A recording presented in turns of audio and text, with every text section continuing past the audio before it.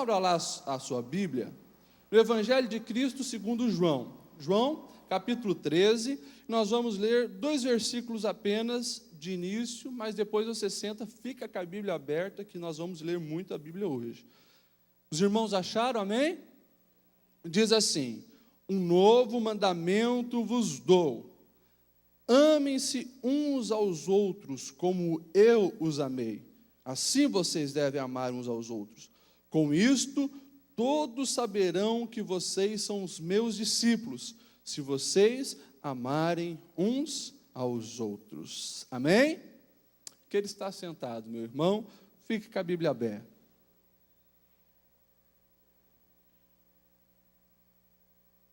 Nós precisamos reaprender muitas coisas sobre o amor, segundo o que Jesus nos ensinou.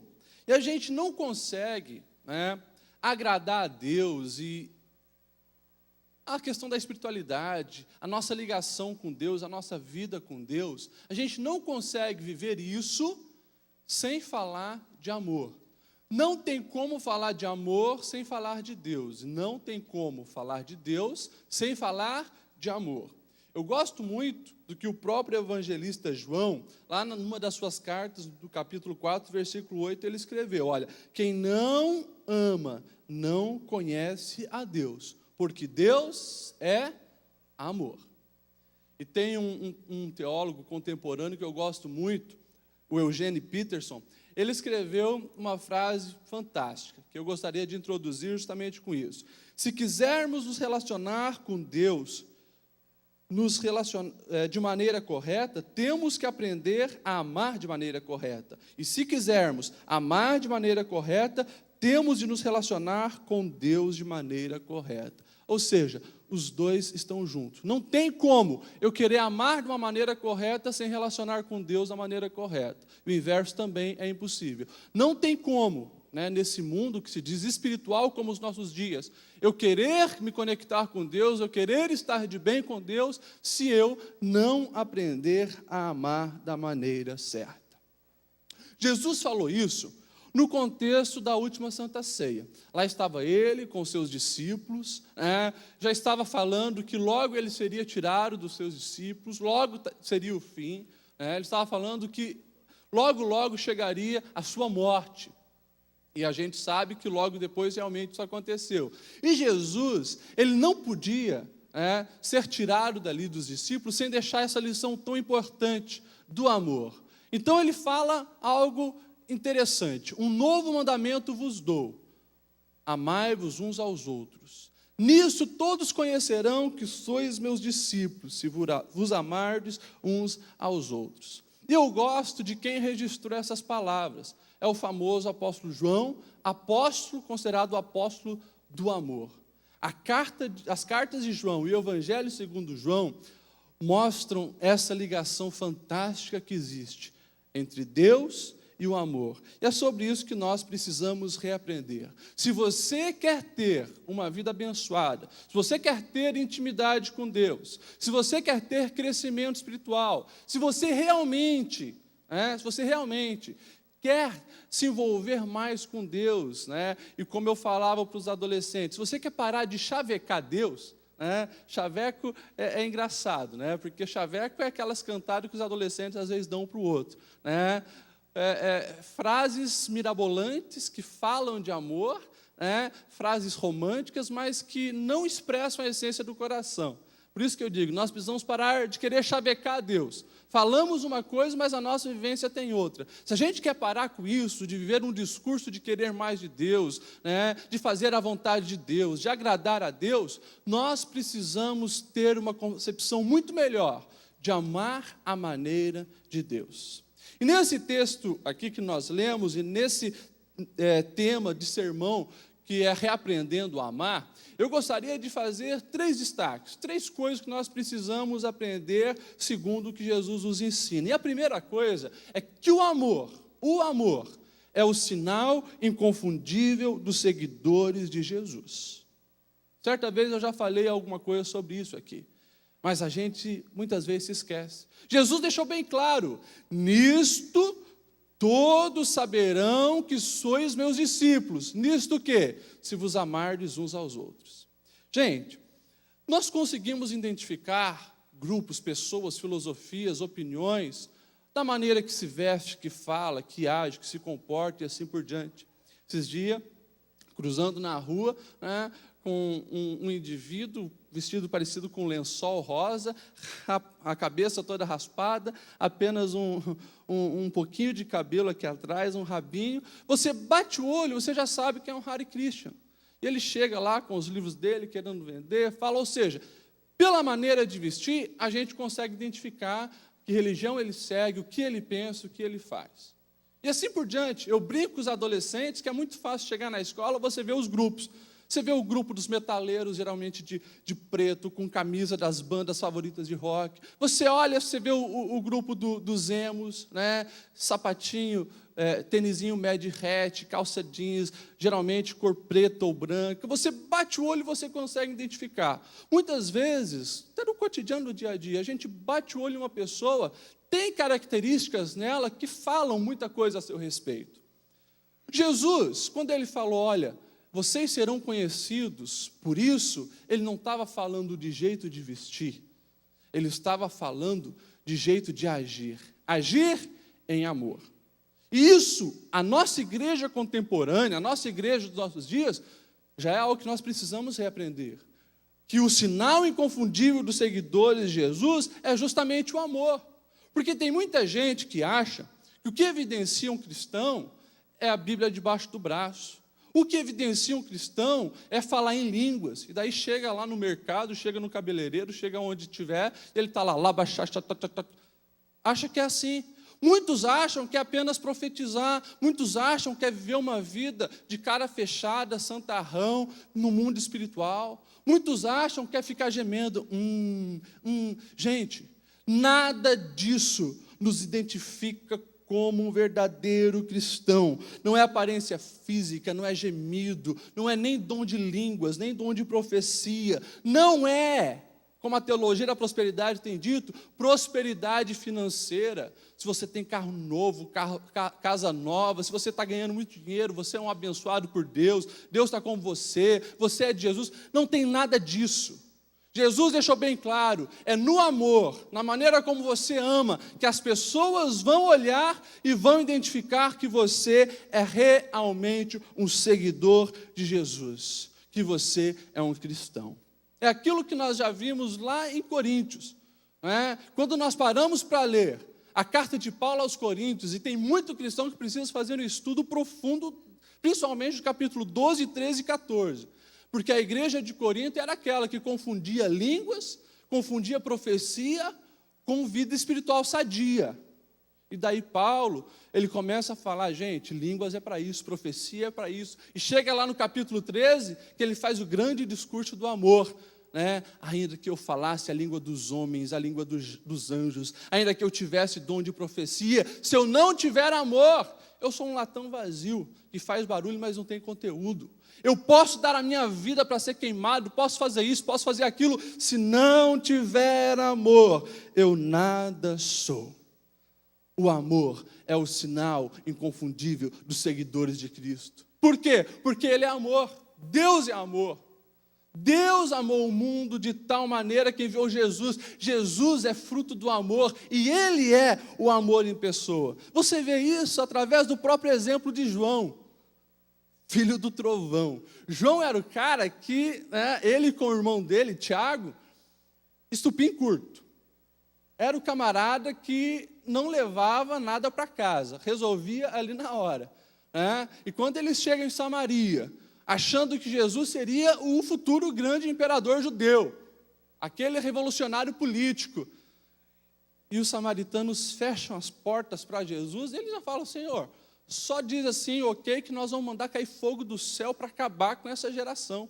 E Jesus pergunta para ele, de que espírito sois? Olha a pergunta de Cristo. Porque eles estavam andando ali com a encarnação do amor, e eles ainda não tinham entendido quem era Jesus. A gente hoje, nos dias atuais, 2013, nós não podemos esquecer isso. Nós fomos chamados para se parecer com Cristo. E o amor é justamente o que nos evidencia. A maneira como nós agimos em amor. Quando nós vemos os próprios discípulos, o próprio Pedro, Tiago, João, esses aqui, né, que depois de andarem tanto com Jesus, ainda na morte Jesus não tinha compreendido. Você vê que eles, depois que Jesus é ressurreto, depois que Jesus aparece para eles, depois que eles são cheios do Espírito Santo, vocês vê eles entendendo isso. Eles se tornam apóstolos do amor. E o principal deles é o próprio apóstolo João, que tinha um vínculo muito forte com Jesus. Que nós sabemos que ele era aquele que deitava o seu rosto no peito de Jesus. Jesus tinha uma ligação muito forte com ele. E todos esses apóstolos, eles entenderam isso. Por isso, já naquela época, a igreja começou a ter um significado muito importante na mudança da sociedade. O que nós não vemos hoje. Eu falo isso quase em todas as mensagens que eu prego, né? Que nós precisamos sempre nos questionar por que os evangélicos crescem tanto no Brasil e a sociedade não muda. Aqui está um dos fatores que eu preciso aprender, a questão do amor. Aquela igreja primitiva tinha suas falhas, tinha os seus defeitos, mas eles começaram a mudar a sociedade. Eles começaram a pregar a igualdade. Falavam que, olha, perante Deus não tem senhor e não tem servo, não tem rei e não tem escravo. Todos somos iguais perante Deus. E isso gerou muita perseguição.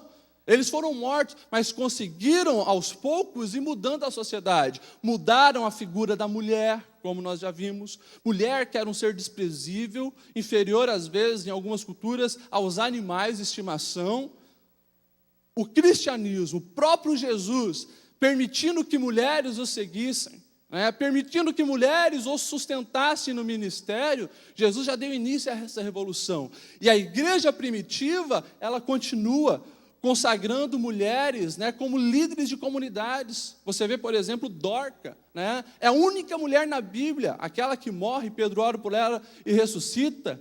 Ela é a única mulher que é chamada de discípula, ou seja, ela recebe o mesmo título dos 12 que Jesus escolheu. Então nós vemos que os cristãos começaram a revolucionar a sua sociedade. O amor com os idosos, o amor com as crianças. Na cultura romana, greco-romana, principalmente se nascia menina, os pais tinham o direito de abandonar aquela criança, de jogar ela literalmente fora. A cultura espartana, os espartas, quando alguma criança nascesse doente, nascesse com algum problema, essa criança já era abandonada em cima da montanha. Ou seja, tinha realmente uma falta de amor muito grande que os cristãos começaram a mudar na sua sociedade. O primeiro asilo para cegos foi fundado por Talásio, um monge cristão. O primeiro dispensário gratuito foi fundado por Apolônio, um comerciante cristão. O primeiro hospital que se tem notícia na história da humanidade foi fundado por uma dama rica cristã chamada Fabíola. Ou seja, pessoas que entenderam que ser discípulo de Jesus, ser um cristão verdadeiro, é agir em amor, é amar gente, é fazer a diferença no amor. Nós, como cristãos de hoje, não podemos esquecer isso. Primeira coisa, então, guarde isso contigo. Não esqueça isso, porque isso é crescimento espiritual para ti. O amor é o sinal inconfundível dos seguidores de Cristo. Não tem conhecedor de Bíblia, não tem teólogo, não tem falador de língua estranha, não tem profeta, não tem nada que está próximo de Cristo, mas o amor não seja evidente na sua vida. Pode saber a Bíblia inteira, pode falar diversas línguas, pode estar todo dia na igreja. Se não ama, está longe de Deus.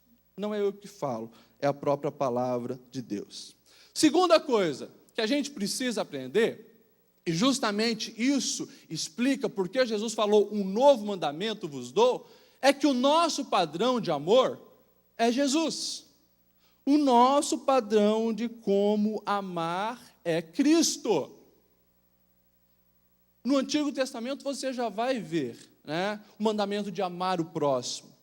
Amar a Deus e amar o próximo. Amai-vos uns aos outros. Está lá. Mas Jesus diz, olha, um novo mandamento vos dou. Amai-vos uns aos outros, como eu vos amei. Como eu vos amei. E quando a gente olha para Jesus como padrão de amor, primeira coisa que nós vemos é que é um amor totalmente diferente do que se vive em nossa sociedade hoje. Um amor egoísta. Um amor que sempre precisa de algo em troca. Um amor onde sempre espera ser também beneficiado com aquilo. Esse não é o amor de Cristo. O amor do mundo, o amor que nós temos visto é cada dia mais egoísta. No mundo hedonista como hoje, meus irmãos, as pessoas entram numa relação não para fazer outro feliz, mas para se fazer feliz. Todo mundo quer entrar numa relação para se beneficiar. Todo mundo quer fazer o bem, visando lá na frente ser retribuído com isso. Esse não é o amor de Cristo. O amor de Cristo é um amor altruísta e não egoísta. Eu lembro daquela história do ratinho da fazenda, que evidencia muito os nossos dias. Numa fazenda chegou uma ratoeira, O dono e a dona da fazenda trouxeram uma ratoeira e o ratinho ficou muito preocupado. E a primeira coisa que ele fez, correu para o galinheiro, falou com a dona galinha: por favor, me ajude, eu soube que chegou uma ratoeira. E a galinha, preocupada apenas com você: isso é problema teu, Isso aí não tem nada a ver comigo, eu não sou rato, se vira. Saiu de lá, foi correndo para o chiqueiro falar com o porco: porco, por favor, me ajuda, chegou uma ratoeira aqui na fazenda. Não tenho nada a ver com isso é problema teu, eu não sou rato. Saiu correndo dali, foi lá no estábulo falar com a dona vaca: dona vaca, por favor, me ajuda, eu soube que chegou uma ratoeira aqui na fazenda. Não tenho nada a ver contigo, se vira, isso é problema teu. Na primeira noite, houve-se um estralo, a ratoeira tinha pego alguma coisa. Quando a dona se levantou, correu até lá, não conseguiu acender a luz, botou a mão para pegar a ratoeira, tinha pego uma cobra, e a cobra picou a mão dela. A cobra picou a mão dela, ela ficou doente. O marido, então, para ajudar a esposa de cama, mata a galinha para fazer uma sopa, e ajudá-la. A mulher não melhora, fica mal. Os parentes começam a vir visitar. Como não tinha muita comida, mataram o porco para dar um assado para os parentes que vieram visitar. A mulher não melhorou, morreu. No funeral deu tanta gente que teve que matar a vaca. E mataram a vaca para fazer um churrasco para alimentar o povo. É uma história engraçada, mas evidencia o egoísmo. E é algo totalmente prejudicial, porque a gente pensa que eu me fechando, me clausurando, pensando apenas em mim, está tudo bem. O resto, literalmente, que se dane. Mas nós sempre seremos prejudicados quando o meu irmão, a quem eu devo amar, não está indo bem. O nosso padrão de amor é Jesus. E quando a gente começa a analisar a maneira que Jesus amou, a gente sempre entende que nós precisamos melhorar. Não estou aqui dizendo que nós alcançaremos a perfeição de Cristo, mas nós temos um alvo. Ele estabeleceu um alvo, um objetivo, a maneira que nós devemos fazer, e é isso que nós devemos percorrer, é isso que nós devemos buscar amar como Jesus amou. Você olha lá para João capítulo 8, e você vê Jesus amando uma pecadora. A mulher foi pega em adultério, cercam ela, os fariseus e outras pessoas da sociedade para apedrejá-la, digna de morte. Primeira coisa que Jesus faz, ele não se junta aos acusadores. Era pecadora, foi pega em adultério. Jesus não se junta aos pecadores. Jesus não joga lenha na fogueira para ver o circo pegando. Você vê muito cristão, às vezes, quando está dando problema, quando alguém está fazendo coisa errada, ele é o primeiro a apontar o dedão lá, em vez de orar, de tentar ajudar, não, está acusando. Nós precisamos, irmãos, justamente agir como Jesus. Ele ficou quieto, e perguntaram para ele, testaram Jesus: e aí, vai agora o quê? Vai ir contra a lei? Jesus, na sua tranquilidade, aquele que nunca pecou, atire a primeira pedra, escrevendo no chão.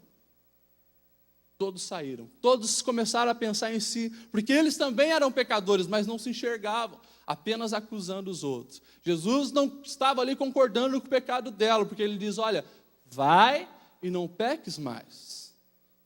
Mas ele ali amou aquela pecadora, em vez de acusar, e deu uma nova esperança. Eu sei que aquela mulher jamais voltou a cometer aquele pecado que ela tinha cometido.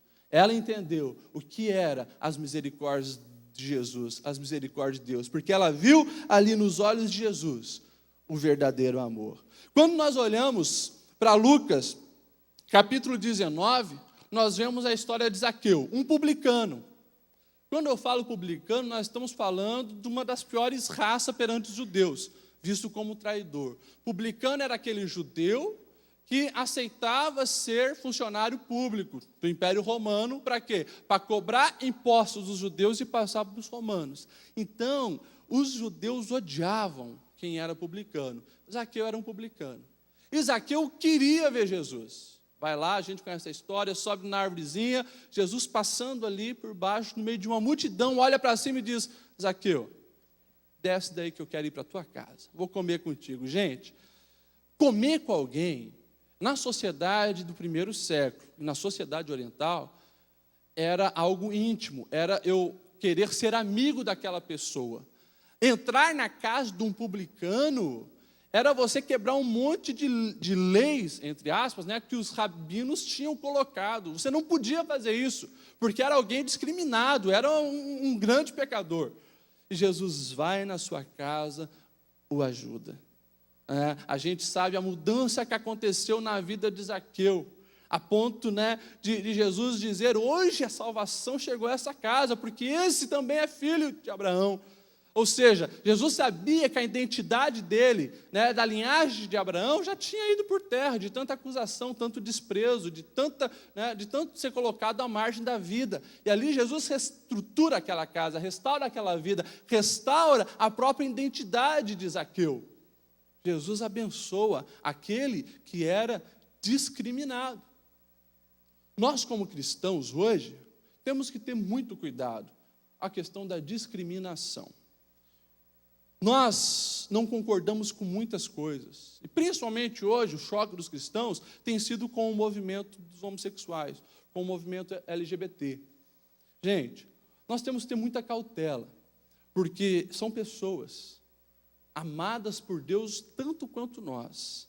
Se estão em pecado, nós precisamos deixar bem claro que nós respeitamos, mas não concordamos. E cremos que Deus pode mudar aquelas vidas. Mas nós temos que ter sabedoria para não criar um afastamento maior entre aquelas pessoas e a verdade. Portanto, precisamos saber diferenciar, consentir com opinião do que ser preconceituoso. Nós não podemos ser preconceituosos com ninguém. Preconceito, ou seja, o nome já diz, preconceito, eu estou estabelecendo um conceito anterior daquela vida, que é uma pessoa também. Nós precisamos amar, respeitar, não concordar com as suas opiniões, não concordar com a sua prática, mas saber amar. Jesus, irmãos, se ele tivesse em nossos dias, como ele agiria? Essa é a pergunta que nós precisamos fazer. Porque Jesus, ele é o padrão de como nós devemos amar. O que Jesus faria em meu lugar? O que Jesus faria em meu lugar, se ele estivesse na escola que eu estou estudando, na faculdade que eu estou estudando, como ele agiria com aquela pessoa que é discriminada? Por ser gorda, por ser magra, por ser baixa, por ser alta. Se eu estivesse na minha empresa, trabalhando lá, como Jesus agiria com aquele funcionário que ninguém gosta, que ele é discriminado, que ele é desprezado? Irmãos, a proposta de Cristo é essa. Você quer me conhecer? Haja como eu ajo. Faça como eu faço. Ame como eu amo. Nisto saberão que sois meus discípulos, se amardes uns aos outros como eu vos amei. Irmãos, nós precisamos reaprender a amar. Nós olhamos a maneira que Jesus amava os seus amigos, os seus discípulos, aqueles que vieram perto dele, que seguiam ele, viviam diariamente com ele. Você vê um Jesus servo, Um Jesus que a gente não pode esquecer, um Jesus que era Deus, um Jesus que sabia, o pensamento deles, o que eles pensavam. Jesus sabia que eles não estavam entendendo nada. Jesus sabia que muitas vezes eles pensavam coisas erradas a respeito do próprio Jesus e do reino de Deus. Jesus sabia tudo isso, mas Jesus amou a cada um deles intensamente. E como eu falei no Reaprendendo a Servir, uma amizade de servidão, uma amizade que estava disposto a abrir mão de si por eles, uma amizade que mesmo sendo chamado de mestre, ele estava lá lavando os pés dos discípulos, ocupando o lugar mais baixo numa escala de serviço. Esse é o Jesus que amava os seus. Não um amor com interesse, mas um amor altruísta. E a coisa está apertando, porque daí a gente olha para também a maneira como Jesus amava os seus inimigos. Como Jesus amava os seus malfeitores. A gente vê na própria traição de Judas, Jesus chamando ele de amigo. A gente vê no momento que os soldados romanos são chamados para prender Jesus no Getsêmani, o Pedro tira a espada, corta a orelha de um soldado chamado Malco, um cara que foi prender Jesus. Se fosse muitos de nós, a gente ia dizer, bem feito, vai Pedrão, corta a garganta dele. Jesus pega a orelha do Malco, coloca no lugar e diz, Pedro, se eu precisasse, eu pedia legiões de anjos e eles viriam aqui, faziam uma limpa, pode ficar tranquilo, fica na sua aí. Olha só a maneira que Jesus amou um malfeitor que foi prender ele. Eu imagino que Malco nunca mais foi o mesmo. Malco nunca mais foi o mesmo. E daí a gente vê, depois de Jesus ser dilacerado, depois de Jesus sofrer tanta chicotada que aparecia os seus ossos, depois de ter a sua pele, todo o seu corpo, moído, pregado numa cruz, depois de tudo que tinha passado, ele ainda olhar para aquela multidão e dizer, Pai, perdoa, porque eles não sabem o que fazem. Jesus estava ali mostrando uma grande uma unidade entre aquilo que ele falou, coerência, e o que ele estava vivendo.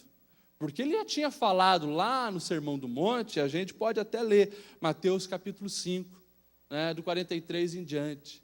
Jesus falando sobre amor aos inimigos. Vocês ouviram o que foi dito?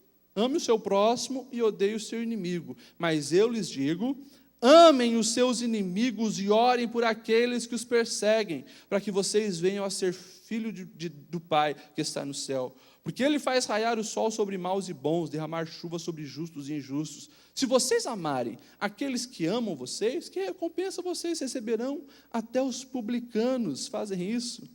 E se saudarem apenas os seus irmãos, o que estarão fazendo demais? Até os pagãos fazem isso. Portanto, sejam perfeitos, como o Pai de vocês é perfeito. Forte, né, gente? Isso aqui é muito forte. O que Jesus fala é muito forte. Chegar no nível de amar o inimigo. Amar o inimigo. É interessante isso. E Jesus deixa bem claro, olha, você pode pegar o pior dos pedófilos, aquele cara mais podre da sociedade, aquele cara que matou, abusou de um monte de criança e matou um monte de criança.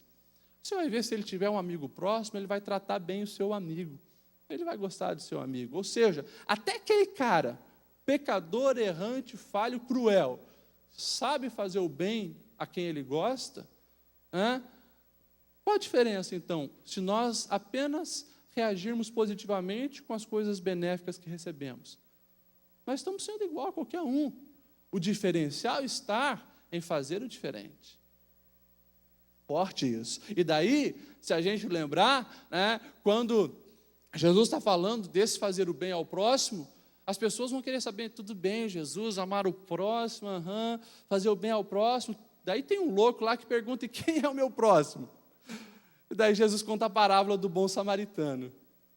Ou seja, samaritanos e judeus se odiavam, eram os piores inimigos. A gente não vive num país de guerra, não tem como a gente saber. Talvez a gente pode aqui pegar comparação futebolística entre Brasil e Argentina.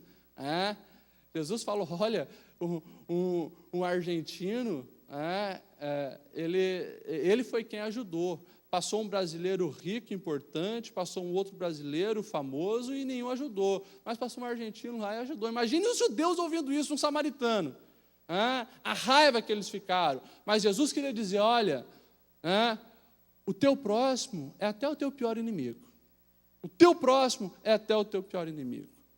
A gente precisa entender, meus irmãos, que o nosso padrão de amar é Jesus. E a terceira coisa, que eu acho que isso aqui é o que faz a diferença. Já aprendemos que o amor é um sinal inconfundível dos seguidores de Cristo. Nós aprendemos que Jesus é o nosso padrão de como amar, e a gente precisa ter bem claro isso, que amor é atitude. Amor é atitude. Gente, Jesus ele falou, olha, um novo mandamento vos dou. E quando a gente pega isso, porque tinha tantos mandamentos já no Antigo Testamento, e depois ali do período interbíblico, os rabinos, eles tinham colocado muito mais, eles tinham assim, minuciado todos aqueles mandamentos e colocado um jugo insuportável sobre o povo. E Jesus queria dizer justamente isso, gente, isso aqui resume tudo. Todos os mandamentos precisam se concentrar nisso, no amor, nesse amor que é prático, nesse amor que é atitude. E mais uma vez a gente pega o Paulo. Paulo, gente, o cara foi fantástico. Por isso que eu digo que ele talvez seja um dos maiores filósofos que já pisou sobre a terra. Porque ele conhecia muito da cultura secular, do Antigo Testamento, porque era um fariseu. Mas quando apareceu Jesus, e depois da perseguição que ele se converte, ele consegue pegar as ideias de Jesus de uma maneira linda. Ele escreve lá em Romanos, capítulo 13, do versículo 8 em diante, assim, olha, não devam nada a ninguém, a não ser o amor de uns pelos outros, pois aquele que ama o seu próximo tem cumprido a lei. Pois esses mandamentos, não adulterarás, não matarás, não furtarás, não cobiçarás, qualquer um outro mandamento, todos se resumem nesse preceito: ame o seu próximo como a si mesmo. O amor não pratica o mal contra o próximo, portanto, o amor é o cumprimento da lei. 1 João 5,3, porque nisso consiste o amor a Deus, em obedecer aos seus mandamentos, e os seus mandamentos não são pesados. Você está vendo assim a junção, e principalmente o João faz isso, Deus e amor, ou seja, quer amar a Deus, ame o próximo. Amando o próximo, você está mostrando que ama a Deus. Olha só 1 João 2, do 3 ao 4. Sabemos que conhecemos a Deus se obedecemos aos seus mandamentos. Aquele que diz, eu o conheço, mas não obedece aos seus mandamentos, é mentiroso, e a verdade não está nele. Mas se alguém obedece a sua palavra, nele verdadeiramente o amor de Deus está aperfeiçoado. Ou seja, gente, tudo aquilo que a gente tenta fazer para agradar a Deus, se resume no amor. É eu colocando realmente o amor como prioridade, o amor como Jesus amou. 1 João 3,16, nisto conhecemos o que é o amor. Jesus Cristo deu a sua vida por nós e devemos dar a nossa vida por nossos irmãos. Se alguém tiver recursos materiais, vendo que seu irmão em necessidade não se compadecer dele, como pode permanecer nele o amor de Deus? Filhinhos, não amemos de palavra nem de boca, mas em ação e verdade. Por isso que eu falei, precisamos parar de chavecar Jesus. Chavecar é muita teoria. Chavecar Deus é falar de amor. Deus não quer isso. Se você pegar não só a parábola do bom samaritano, mas olha para a vida de Jesus e olha para os seus ensinamentos de quem estava fazendo a sua vontade, você vai ver isso bem claro. Amor é prática. Amor é prática. Quando você vê Jesus falando sobre a separação dos bodes, das ovelhas, daqueles que servem a Deus e daqueles que fingem que servem a Deus, você vai ver justamente prática. Olha, eu tive nu, vocês me vestiram. Eu tive com fome, vocês me deram de comer. Eu tive preso, vocês foram me visitar. Eu tive doente, vocês me deram suporte. Quando que te fizemos isso, Senhor? Quando fizeram a um dos meus pequeninos, a mim vocês fizeram. Há uma confusão, até dentro da igreja, a respeito disso. Quando confunde o amor teórico, e às vezes, nem é a questão do amor teórico, mas às vezes é a questão do afeto para a ação. É a questão do afeto para a ação. É a confusão que o próprio Freud fez. Freud, ele dizia que é entrar em parafuso a proposta de Cristo. Você conseguir, amar, afeto, na ideia de amor de Freud, era justamente o afeto. E se a gente ir para o grego mesmo, você nunca vai ver, das 4 expressões de amor, Freud entendendo o amor como o ágape. Era geralmente o eros.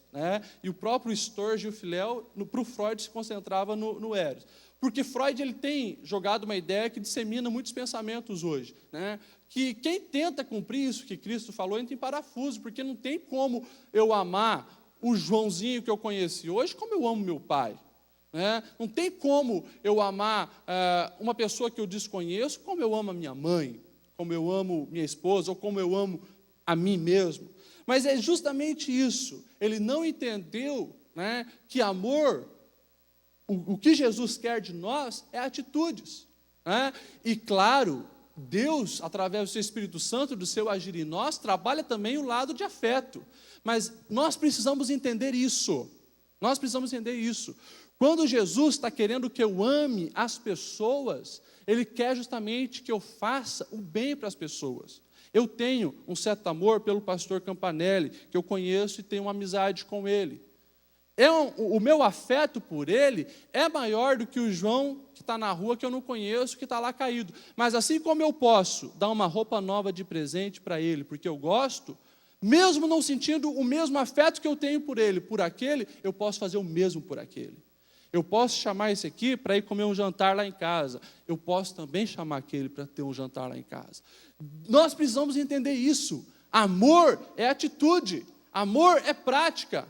E é isso que nós precisamos fazer. É isso que o Senhor espera de nós. E é claro, quando nós fazemos isso, nós nos aproximamos de Deus. E Deus transforma o nosso coração. Deus é aquele que tira o nosso coração de pedra, o nosso coração duro. Mas nós precisamos entender que amor vai muito além de palavra. E também é a questão de ultrapassar o afeto. É atitude, é prática. E aí nós temos sido falhos. Aí nós não temos entendido. Porque às vezes a gente fica nessa neurose que o próprio Freud tinha, não entendia. Não tem como, Jesus está pirando. Como é que Jesus faz uma proposta? Não, Jesus estava propondo que as nossas atitudes de amor fossem tão intensas como é para o meu filho, como é para minha esposa, como é para o meu pai, como é para mim mesmo, como é assim que deve ser para as pessoas que estão carecendo. É assim que deve ser para quem está doente, para quem está preso, para quem está tendo uma necessidade. Nós vivemos dias, meus irmãos, onde nós temos visto a questão da popularidade do ódio, que é fruto do hedonismo. Justamente as pessoas que não se encaixam na minha visão, não é pessoas que eu quero andar. Daí bloqueia lá no Facebook, e assim por diante, cada um vai fazendo os seus grupinhos. É normal, principalmente o Facebook revela muito, porque as pessoas estão lá hoje. Você vê pessoas, de vez em quando, colocando assim, eu odeio gente desse tipo, eu odeio gente daquele tipo. A gente perdeu a noção do que é realmente esse ódio. E o ódio, infelizmente, se tornou popular. 1 João, olha só o que o apóstolo João ele escreve sobre isso, capítulo 2, o 9 em diante. Quem afirma estar na luz, mas odeia o seu irmão, continua nas trevas. Quem ama seu irmão permanece na luz, e nele não há causa de tropeço. Mas quem odeia seu irmão está nas trevas e anda nas trevas. Não sabe para onde vai, porque as trevas o cegaram. No capítulo 4 de 1 João, ele diz assim, olha, se alguém afirmar, eu amo a Deus, mas odiar seu irmão, é mentiroso. Pois quem não ama seu irmão a quem vê, não pode amar a Deus a quem não vê. Ele nos deu este mandamento. Quem ama a Deus, ame também o seu irmão. Fortes as palavras, Nós precisamos reaprender a amar, meus irmãos. Nós precisamos reaprender a amar. E esse avivamento que nós queremos para a nossa vida, esse avivamento que nós queremos para a nossa igreja, essa diferença que nós queremos fazer em nossa sociedade, penso eu, que começa aqui, entendendo o beabá do Evangelho, que é amar como Jesus amou.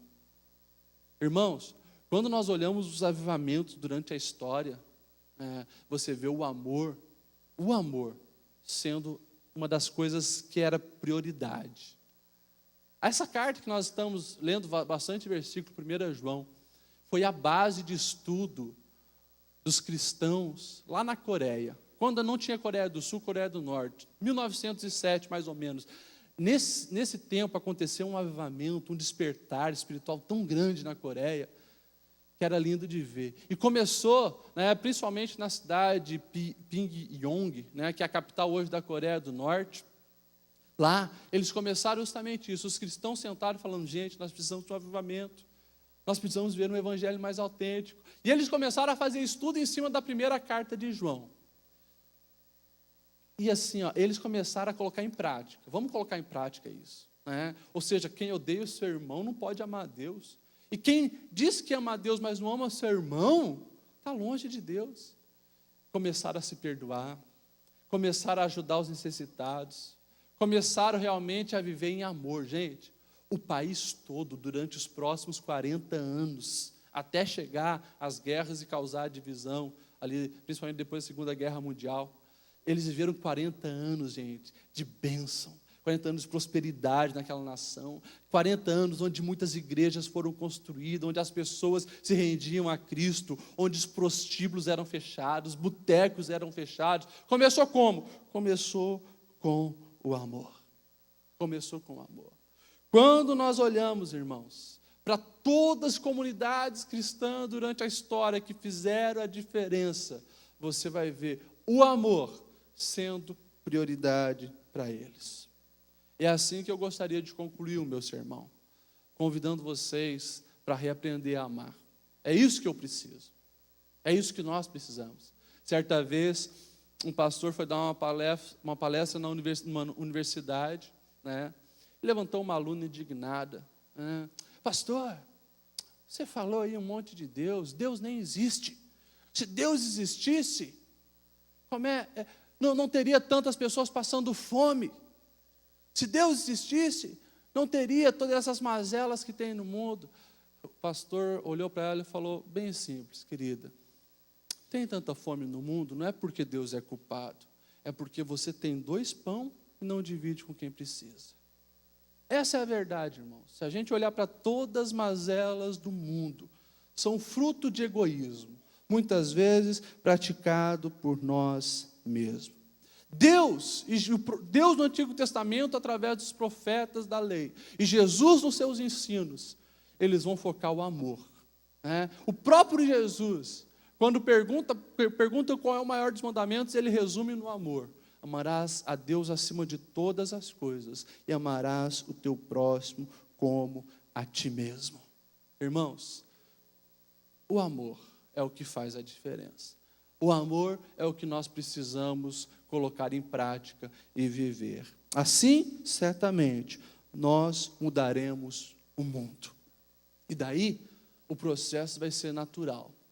Quando eu começo a amar as pessoas, quando eu começo a ser usado por Deus para amar as pessoas, a minha vida espiritual, ela vai melhorando a vida espiritual, mas eu amo. É uma ação que gera uma reação e me leva ao crescimento espiritual que eu preciso. E é um processo natural, não é nada forçado.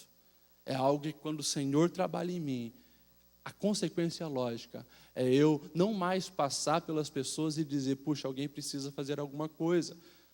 Aquela pessoa ali está passando fome, aquela família está necessitada. E a gente falar, Senhor, tu não está vendo? E o Senhor está lá do lado, sim, querido, eu estou vendo, eu só estou esperando você liberar a tua mão para me agir através de você. Só estou esperando tu liberar a tua boca para dar um beijo a alguém, os teus braços para dar um abraço a alguém. Estou esperando você abrir mão dos teus recursos para dar o prato de comida para quem precisa. Assim nós vamos mudar o mundo, se nós realmente amarmos como Cristo nos amou. Vamos colocar em pé? Palavra durinha, meus irmãos, mas é a palavra de Deus. Eu tenho apanhado muito nesses estudos, mas Deus sabe o que nós precisamos fazer. E nós precisamos amar. Nós vamos, nesse momento, dobrar os nossos joelhos e tirar 10 minutos de oração.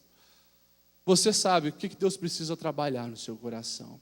Nós, o tempo todo, Nós temos sido influenciados, meus irmãos, pelas vozes, pelas opiniões, para agir, pensar e fazer conforme o mundo. Por isso Jesus sempre encerrava seus sermões, seus ensinamentos dizendo: quem tem ouvido para ouvir, ouça.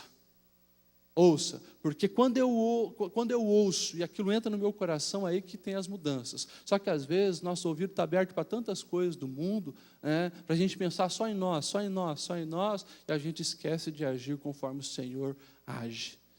Hoje, Ele falou que os teus ouvidos, os ouvidos do teu coração, da tua vida, estejam abertos para isso.